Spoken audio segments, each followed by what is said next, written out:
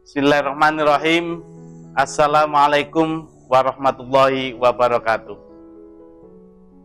Innal hamdalillah nahmaduhu wa nasta'inuhu wa nastaghfiruh wa na'udzu billahi min syururi anfusina wa min sayyiati a'malina may yahdihillahu fala mudhillalah wa may yudlil fala hadiyalah. Asyhadu an la ilaha illallah wahdahu la syarikalah wa asyhadu anna Muhammadan abduhu wa rasuluhu la nabiyya ba'dah. Rabbi shrahli sadri wa yassirli amri wahlul 'uqdatam min lisani yafqahu qawli, amma ba'du. Bapak Ibu, adik-adik, para pemirsa channel YouTube SD Mumtaz yang senantiasa dirahmati Allah, marilah kita senantiasa bersyukur pada Allah Subhanahu wa taala yang karena nikmatnya, karena hidayahnya kita dapat melaksanakan puasa di hari ini tanpa kekurangan suatu apapun. Kemudian sholawat serta salam marilah tetap kita haturkan kepada Nabiullah Muhammad SAW yang telah mengajarkan kita ad-dinul Islam, agama yang diridhai Allah Subhanahu wa taala. Bapak Ibu, adik-adik yang senantiasa dirahmati Allah, izinkanlah saya di sore hari ini menyampaikan sedikit tentang hikmah dari pandemi di bulan Ramadan. Perlu kita ketahui, Bapak Ibu sekalian, bahwa semua ada hikmahnya. Sebagai orang yang beriman, kita harus menyadari bahwa segala sesuatu diciptakan oleh Allah SWT tidaklah sia-sia, termasuk pandemi ini. Insya Allah ada hikmah yang dapat kita ambil. Allah berfirman dalam surah Ali Imran, surat ketiga, ayat 191, A'udzubillahi minasyaitonirrajim, alladzina yadhkuruna Allaha qiyaman wa qu'udan wa 'ala junubihim wa yatafakkaruna fi khalqis samawati wal ard rabbana ma khalaqta hadza batila subhanaka faqina adzabannar. Artinya yaitu orang-orang yang mengingat Allah sambil berdiri atau duduk atau dalam keadaan berbaring, dan mereka memikirkan tentang penciptaan langit dan bumi seraya berkata, ya Tuhan kami, tiadalah Engkau menciptakan ini dengan sia-sia. Maha suci Engkau, maka peliharalah kami dari siksa neraka. Berdasarkan ayat ini, kita meyakini bahwa segala sesuatu itu ada hikmahnya. Bahkan pandemi yang saat ini kita rasakan, ini merupakan bulan Ramadan yang kedua di masa pandemi. Tentu tetap ada hikmah yang dapat kita ambil dari pandemi ini. Di antaranya, yang pertama, melalui pandemi ini kita diingatkan kembali tentang konsep beriman kepada Allah Subhanahu wa taala. Kita harus meyakini bahwa Allah Subhanahu wa taala adalah satu-satunya zat yang maha kuasa dan maha mengetahui. Sesungguhnya pandemi ini datang adalah atas seizin Allah, sebagaimana disebutkan dalam surat At-Taghabun, surat ke-64 ayat 11. Ma asoba min musibatin illa biidznillah wa may yu'min billahi yahdi qalbah wallahu bikulli syai'in alim. Tidak ada suatu musibah pun yang menimpa seseorang kecuali dengan izin Allah. Dan barang siapa yang beriman kepada Allah, niscaya dia akan memberi petunjuk kepada hatinya, dan Allah mengetahui segala sesuatu. Dari ayat ini kita dapat memahami bahwa segala peristiwa itu semua adalah atas seizin Allah. Dikarenakan semuanya itu adalah atas seizin Allah, maka tentu yang dapat menghilangkannya pun juga adalah Allah Subhanahu wa taala. Bapak Ibu, adik-adik rahimani wa rahimakumullah. Hikmah yang kedua, kita diingatkan juga tentang konsep bagaimana beriman kepada qada dan qadar. Bahwa pandemi ini merupakan takdir Allah Subhanahu wa taala yang telah ditetapkan kepada makhluknya yang bernama manusia. Dengan beriman kepada qada dan qadar, kita akan memahami bahwa sesungguhnya kemampuan manusia itu sangatlah terbatas. Qada artinya adalah ketetapan Allah Subhanahu wa taala yang sudah ditetapkan sejak zaman azali. Zaman azali adalah zaman sebelum diciptakannya segala sesuatu. Jadi pandemi yang kita rasakan, yang kita alami di saat ini merupakan takdir Allah Subhanahu wa taala yang sudah ditentukan jauh sebelum diciptakannya dunia ini, dan itu tertulis di dalam Lauhul Mahfuz, sebagaimana firman Allah Subhanahu wa taala dalam surah Al-Hadid surat Al-Hadid adalah surah ke-57 ayat 22. Ma asaba min musibatin fil ardi wala fi anfusikum illa fi kitabim min qabli an nabraha inna dzalika 'alallahi yasir. Tiada suatu bencana pun yang menimpa di bumi dan tidak pula pada dirimu sendiri, melainkan telah tertulis dalam kitab Lauhul Mahfuz sebelum kami menciptakannya. Sesungguhnya yang demikian itu adalah mudah bagi Allah. Maksud ayat di atas adalah bahwa apapun yang terjadi di dunia ini dan menimpa siapapun, maka semua itu adalah atas kehendak Allah. Manusia hanya bisa berencana, sedangkan yang menentukan hasil akhirnya adalah Allah Subhanahu wa taala. Sebab itu manusia diperintahkan untuk berusaha, berikhtiar dengan sungguh-sungguh, dan juga berdoa. Apapun hasil akhirnya, maka ia harus menerimanya dengan ikhlas.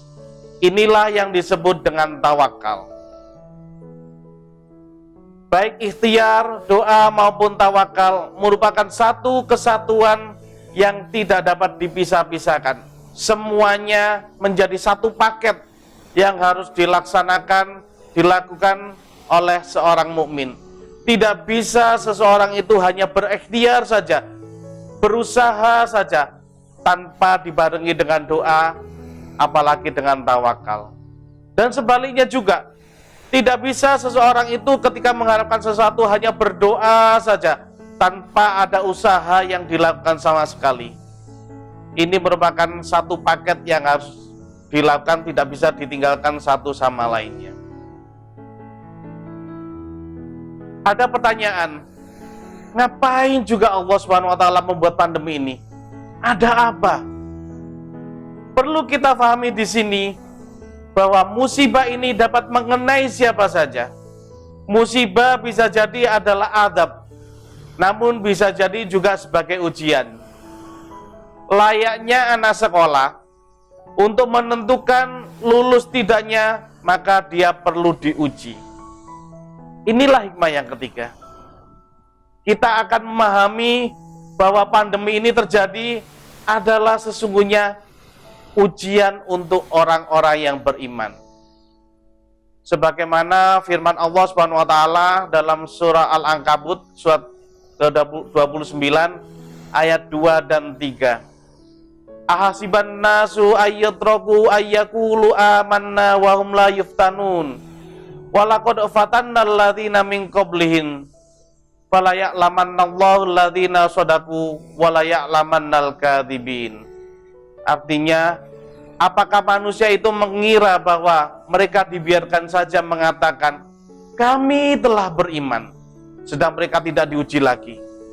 Dan sesungguhnya kami telah menguji orang-orang yang sebelum mereka. Maka sesungguhnya Allah mengetahui orang-orang yang benar, dan sesungguhnya Dia mengetahui orang-orang yang dusta. Dalam menghadapi ujian ini diperlukan sebuah kunci jawaban. kuncinya adalah bersyukur dan bersabar. Inilah hikmah yang keempat. Kita diingatkan kembali oleh Allah Subhanahu wa taala melalui pandemi ini agar senantiasa bersabar dalam menghadapi pandemi ini. Karena sesungguhnya kunci menghadapi pandemi ini adalah sabar. Rasulullah SAW bersabda yang artinya, sungguh menakjubkan urusan seorang mukmin. Sungguh semua urusannya adalah baik. Dan yang demikian itu tidak dimiliki oleh siapapun kecuali oleh orang mukmin. Yaitu, ia mendapatkan kegembiraan, ia bersyukur, dan itu suatu kebaikan baginya. Dan jika ia mendapat kesusahan, ia bersabar, dan itu pun suatu kebaikan baginya. Hadis riwayat Muslim. Inilah kelebihan seorang mukmin. Setiap kali dia diuji dengan kebaikan, dia akan selalu bersyukur, dan itu merupakan suatu kebaikan bernilai pahala bagi dirinya. Dan suatu ketika dia diuji dengan suatu musibah, dia bersabar, dan ini adalah suatu kebaikan pula dan bernilai pahala pula baginya. Firman Allah Subhanahu wa taala di dalam surah Al-Baqarah ayat 155 dan 156, "Walanabluwannakum bisyai'im minal khaufi wal ju'i wa naqsim minal amwali wal anfusi was thamarat wa basyiris shabirin alladzina idza asabathum musibah qalu inna lillahi wa inna ilaihi raji'un." Dan sungguh akan kami berikan cobaan kepadamu dengan sedikit ketakutan, kelaparan, kekurangan harta, jiwa, dan buah-buahan. Dan berikanlah berita gembira kepada orang-orang yang sabar, yaitu orang-orang yang apabila ditimpa musibah, mereka mengucapkan inna lillahi wa inna ilaihi raji'un. Bapak, Ibu, adik-adik, rahimani wa rahimakumullah. Hikmah yang kelima, kita juga diingatkan oleh Allah Subhanahu wa taala sejauh mana ketaatan kita pada ulul amri dalam menghadapi pandemi ini. Ulul amri di sini pengertiannya tidak hanya terbatas kepada pemerintah saja. Siapapun yang berwenang itu dapat disebut ulul amri. Jika di negara, maka ulul amri adalah pemerintah. Jika di sekolah atau mungkin di instansi, ulul amrinya adalah kepala instansi tersebut. Di rumah tangga, maka ulul amrinya adalah kepala keluarga. Bahkan di masjid pun ada ulul amrinya, yaitu takmir masjid yang bersangkutan. Terkait dengan pandemi ini, ulul amri telah menetapkan berbagai protokol kesehatan yang dapat diterapkan di tempat masing-masing. Misalnya di sekolah, di SD Mumtaz tempat kami mengabdi, kita menetapkan protokol kesehatan ketika siswa atau guru atau siapapun yang datang ke sekolah, maka pertama kali mereka harus mencuci tangannya dengan air sabun dan air yang mengalir. Setelah itu kemudian dicek suhu tubuhnya, tetap menggunakan masker. Ketika di dalam kelas, setiap siswa dan siapapun harus duduk dengan menjaga jarak, sehingga satu kelas bisa menempati 2 ruangan yang dipecah menjadi 2 ruangan, seperti itu dan seterusnya.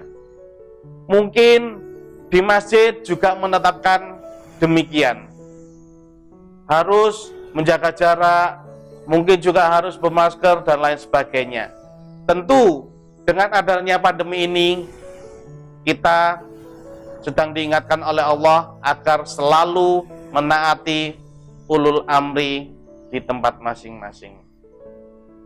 Sebagaimana firman Allah Subhanahu wa taala dalam surah An-Nisa surah keempat ayat 59, "Ya ayyuhalladzina amanu atiullaha wa atiur rasula wa ulil amri minkum."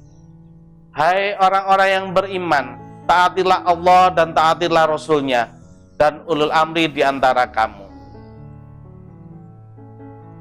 Hikmah yang keenam, dengan adanya pandemi ini kita diingatkan kembali oleh Allah SWT bagaimana cara kita bertoharoh, cara kita bersuci. Bersuci bisa bersuci atau menjaga kebersihan diri sendiri ataupun pakaian yang kita gunakan. Di dalam surah Al-Baqarah surah kedua ayat 222, Innallaha yuhibbut tawwabina wa yuhibbul mutatahhirin. Sesungguhnya Allah menyukai orang-orang yang bertaubat dan menyukai orang-orang yang mensucikan diri. Di ayat yang lain Allah juga mengingatkan di surah Al-Mudaththir surah ke-74 ayat 4, wa thiyabaka fatahhir, dan pakaianmu bersihkanlah. Demikianlah sedikit apa yang dapat saya sampaikan. Semoga bermanfaat untuk saya pribadi dan bermanfaat bagi Bapak, Ibu, adik-adik semuanya secara umum. Sekian, mohon maaf jika terdapat kesalahan dalam penyampaian, dan terima kasih atas segala perhatian. Nasrun minallah. Wassalamualaikum warahmatullahi wabarakatuh.